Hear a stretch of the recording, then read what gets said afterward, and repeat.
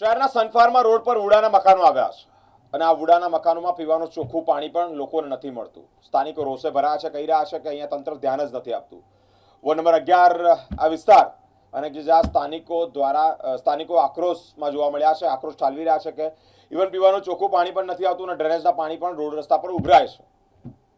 ડોળું પાણી આવતું હોય જેને લઈને બીમારીનો ભય હોય, લોકોને ડર સતાવી રહ્યો છે કે બીમારી ફાટી નીકળે.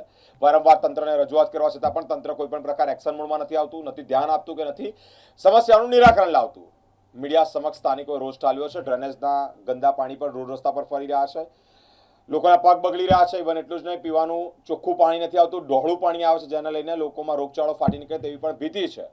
તંત્ર જાગે, કારણ કે સ્થાનિકો અહીંયા રોષ ઠાલવી રહ્યા છે, મીડિયા સમક્ષ રોષ ઠાલવી રહ્યા છે કે વારંવાર રજૂઆત કરવા છતાં પણ તંત્ર આખાડા કાન કરી રહ્યું છે, સાંભળતું જ નથી.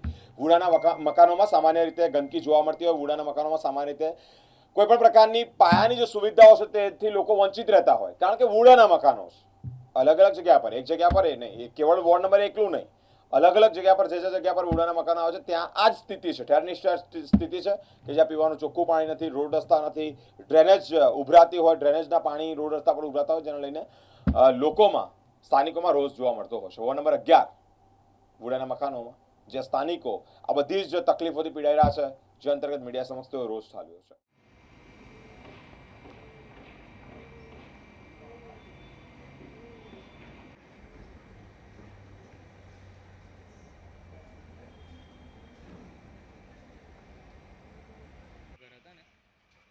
એવું કહેતા કે આ ઘર સાફ કરો તો તારા અમે ગટર તમને કરી આવે, ત્યાં લાગીને હજુ કંઈ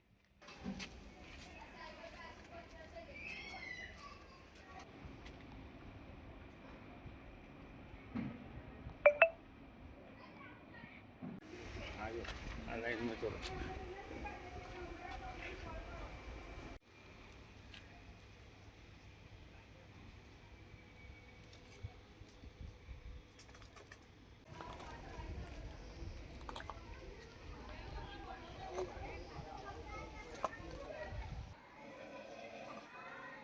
नजीब हाय है बोलेंगे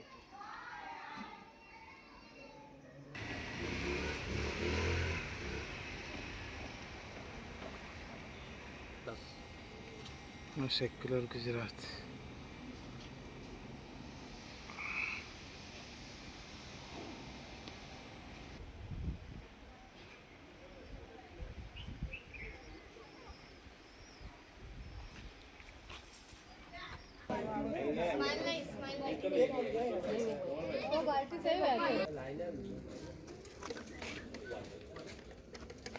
એનાથી પણ ગંદુ આવે.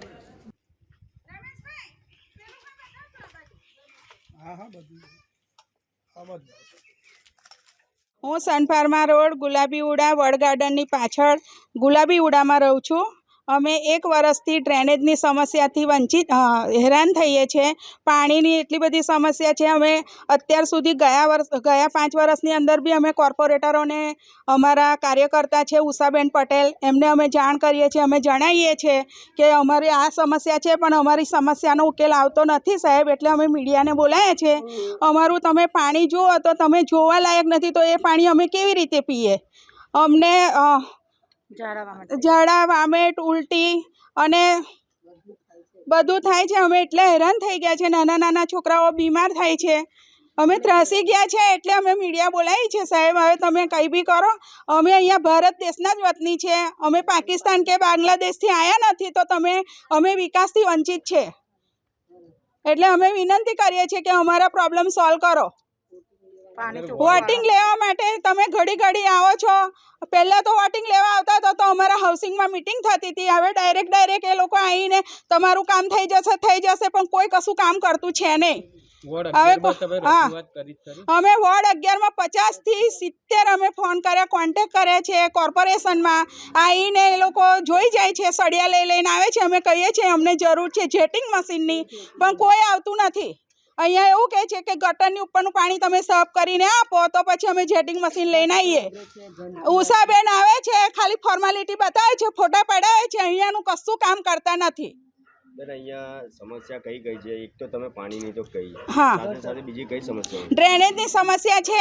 ગયા વર્ષ અમારે પાણી આખું ભરાઈ ગયું હતું 5 દિવસ સુધી અમારે પાણી ભરાઈ ગયું હતું તો ગટરો ચોકઅપ થઈ ગઈ છે ઉંદરે દર પાડીને અંદર બધો કચરો લઈ લીધો હવે બધી ગટરો ચોકઅપ છે સાહેબ હાલ તો હમણાં ઉનાળો છે અને આ ગટર સમસ્યા છે પણ ચોમાસામાં અહીંયા કઈ સ્થિતિ એ જ અમે વિચારીએ છીએ કે ગયા વર્ષે અમે 5 દિવસ કેવી રીતે કાઢ્યા અમારું મન જાણે છે હવે અમે છોકરાઓને લઈને કઈ જઈશું અમે ત્રાસી ગયા છે એટલે અમને નમ્ર વિનંતી છે કે તમે આવીને અમારી સમસ્યાનું હલ કરો હાલ તમારી શું માંગ છે અમારી માંગ એ જ છે કે અમારી ડ્રેનેજની સમસ્યા દૂર કરે અને પાણી ચોખ્ખું આવવું જોઈએ નહીં તો અમે આગળ ગાંધી ચિંધ્યા માર્ગે અમે ગાંધીનગર સુધી જઈશું શું નામ તમારું? હું રેખાબેન પરમાર હવે અમારે સાહેબ ડ્રેનેજ લાઇનની અમારા નાના નાના છોકરા છે અહીંયા એટલું ગંદકીનું પાણી અને પીવાનું પાણી પણ એટલું ગંદુ આવે છે કે જેનાથી તમારા મોઢામાં તમે ત્યાં 2 મિનિટ ઊભા રહો તો સ્મેલ એ નહીં લેવાય ને એટલું ખરાબ પાણી આજે વારંવાર અમે નગરપાલિકાની અંદર અરજી કરી છે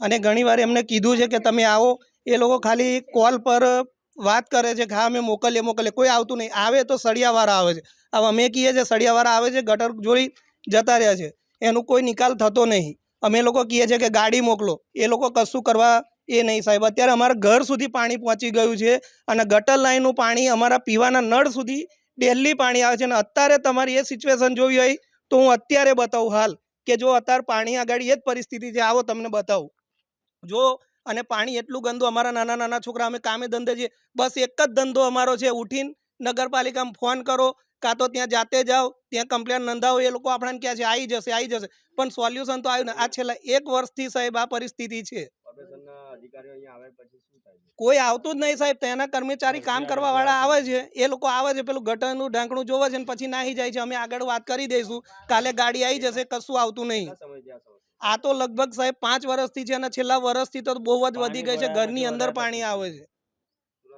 રમેશભાઈ